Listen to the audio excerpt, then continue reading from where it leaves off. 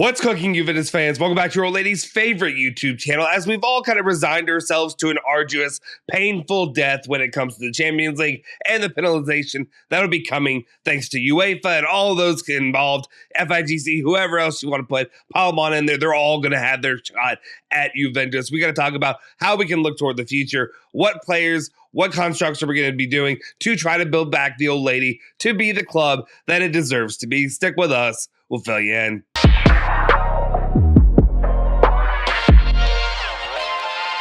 Ciao ragazzi, welcome back to the Bianconeri Zone. My name is Justin Sofro. Today, it is Wednesday, May 10th, 2023. Of course, I got your latest rundown of all things Juventus, all the news you care about each and every single day. Before we do anything though, do me a solid favor, smash that like button, hit that subscribe button, hit that bell icon, stay notified for all of our latest videos. One more time, I'm going to keep doing this.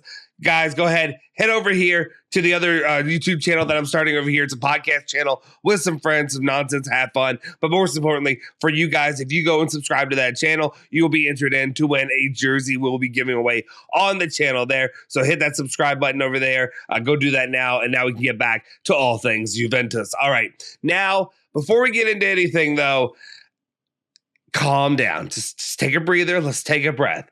Nothing's done. Nothing's set in stone. It kind of is. But at the same time, what can we do as fans, and where can the club look forward to trying to get back to where we need to be? Well, as fans, there's not really much we can do. We can support the club. We can buy the shirts. We can go to the games. We can cheer on the team. And I know there's not been a lot of people going to the games if you've seen the crowd in recent matches for Juventus, but for good reason, given all that has gone on in the club and the issues that permeates through every core issue or every core component of the club. But at the same time, hopefully the dark days will be behind us soon. We move forward and we talk about some dark days. We're going to open it up with, unfortunately, talking about UEFA, talking about what they're going to do with the club. It says right now, Gazzetta dello Sport is reporting that possible intervention of UEFA to punish Juve this summer with a plea bargain for the salaries case, leading to a 1 to 2 point penalty, which would eliminate UEFA investigation for Juve. If not taken, UEFA could exclude Juve from European competition by July's end. So there's no good way to put this. They're just trying to take off more points if they can. Right now, we also have the current investigation going on. We talked about it a lot yesterday in the previous days. It's probably going to be 9 points. If you have 2 more points on top of it, then you're just SOL, and you're basically you're a bleeps creek. That's where you are right now, and that's what it is with Juventus. If they can do anything, if they can get any kind of bartering to go on and have that put on to next season, so that way hopefully they can work toward it and maybe have a better competition.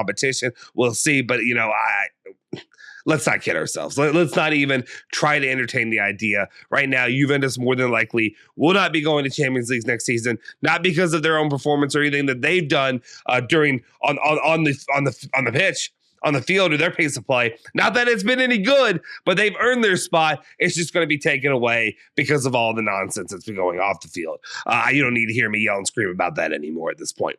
Let's continue on, though, and let's look for the future. And one of those guys that we're looking for the future with is Giuntoli, regardless of the reports that are out there, either that, yes, that he's allowed to go. We talked about that yesterday, or that, no, they're going to fight to keep him, whatever. Let's be clear. More than likely, Giuntoli will be coming to Juventus, and he really already knows the future of the club and what he needs to do. Tutto Sports reporting that Giuntoli already knows the priorities are for moving forward. He needs to move on the returning job players, reinforce the team with talent that are on low wages, and managing the Vlahovic situation. If you were to take off that Vlahovic part at the end, it honestly would just read like any other job, any other duty that you've had anybody who comes in as a sporting director or anybody else who was involved with this for Juventus in recent years. Yeah, you need to move. You need to move on returning players. You need to reinforce the team with talent. That's what you need to do.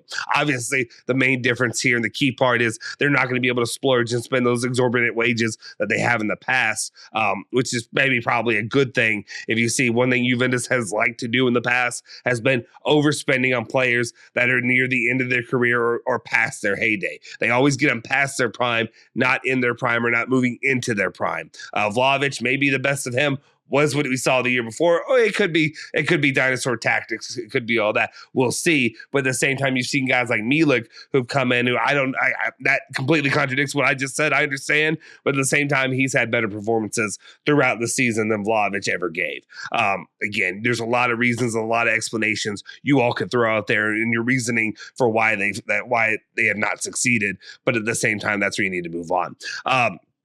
Going off of that, though, talking about the situation, the most important key part to me, you could add in all the players that you want, but if they're not being utilized in the right system, then they're not going to have success. We've seen that exemplified with Juventus in the last 3-4 years, really, if we're being honest here, where you could just say, hey, honestly, if you look at it on paper, the talent should be there. There's no reason this team is not competing or winning the Scudetto every single season. Well, now we have to talk about that because Tutto Sports reporting that Allegri will stay. But, and that's a big but, PSG are keeping an eye on the situation. PSG, my guys, my enemies, I hate PSG if you've been on the channel at all. But if there's one way you want to get in my good graces, if you want to take Max Allegri, if you think he's the guy to lead what you need there in the French league, and maybe he could have success in the French league, but by all means, have at him. Have at Massimiliano Allegri. He's yours. Come get him. Let's go. Let's make it happen. We'll see. But I think for all intents and purposes, I think we all are probably under the belief and understanding that more than likely Max Allegri will be retained for another season. If that does happen, I understand the frustrations that will be coming out by all the fans, myself included, especially if you see guys that you maybe dream of wanting to get like a Zidane, or just getting young, fresh ideas, fresh guys who know what to do, and we'll put together something that will be a better product overall to watch rather than, I don't even know what to call Max Allegri ball at this point, besides Allegri ball, right?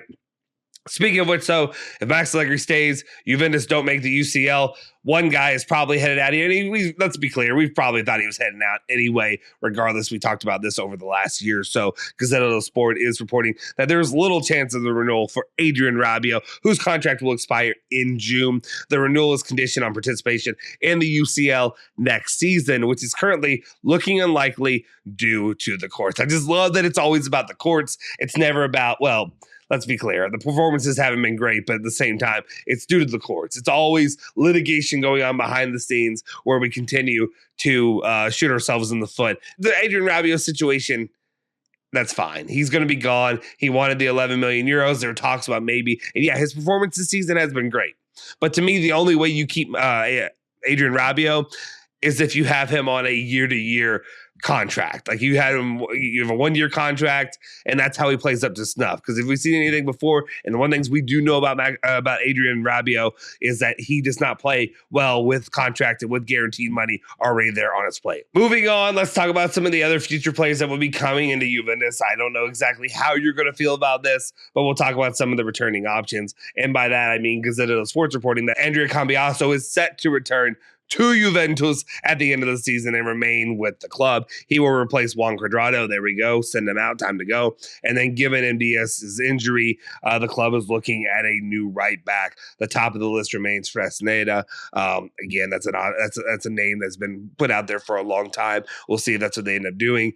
Mattia Viti, again, the injuries, his retaining, it's time to move on from him as well. But glad to see that, thank you, Juan Cuadrado. Thank you for what you've done here. It's time to move on. And honestly, I rather wish we would have had Andrea Cavani here this whole season as well, though obviously it wouldn't have worked out given the contractual situation going on with him on loan and then all the other things going on with that, obviously. But let's go on and let's move forward and talk about other players. And we're looking at Italian talent that'll be probably looking at coming into Juventus, which should excite me, right? It should excite me. They're not the big names, but there are names that if you care about that, and that's something that's important to you, the Italian aspect of being at Juventus. Right now, I think we all just care about winning more than I even care about my little agenda, I guess, when it comes to the Italian players and the Azzurri. But anyway, Gazzetta dello Sport's reporting that even without the Champions League, Juventus will receive the arrivals of 2 new midfielders next summer. First would be Nicolo Ravella. It's not really new. He's our player, but he'll actually come to Juventus, so I'd like to see him get an opportunity. I really wanted to see him get an opportunity last year. Glad to see him hopefully get an opportunity this upcoming season. And who returned on loan, and the second would be that of Davide Fratesi of Sassuolo. This is a heavy-handed comment when they say this, when they say that they will be incoming. That's kind of a shock to me, saying that Fratesi will be the guy to come to Juventus. He's been linked with Roma in the past, linked with a bunch of other clubs when it comes to Serie A.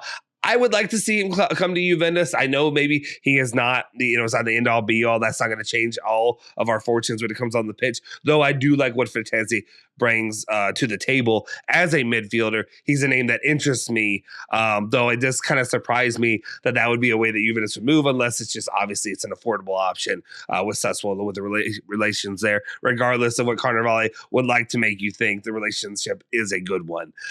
So that's one option we could look there. And then finally, one of the latest reports that we have, Gazzetta dello Sport is saying when it comes to the defense and trying to line that back up, Juventus have targeted both Pau Torres, who we've talked about in recent days, and Giorgio Scalvini to reinforce the defense next year. But without the UCL, both defenders would be considered too expensive for the Bianconeri. Instead, attention is now on Mattia Viti of Nice for 10 million euros. It's his price. I'll be honest. This one, actually, I'd be okay with either way. Obviously, Pau Torres, top of the list. That's the guy I want. That's the guy I want to get. But if we're out of Champions League, if the money's not there and you're not able to bring in a player like him of his caliber, if you could look at Mattia Viti, who, if you look at him, one reason I love him, obviously, is he looks like a baby Chiellini.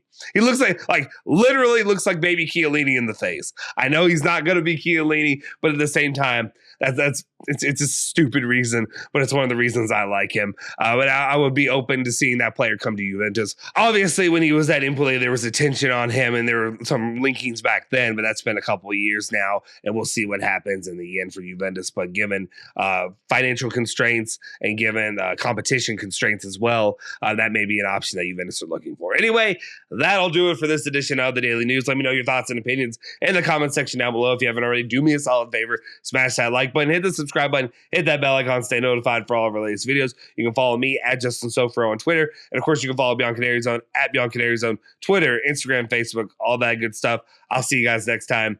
Forza Juve, Forza Bianconeri. Say hello to the old lady for me.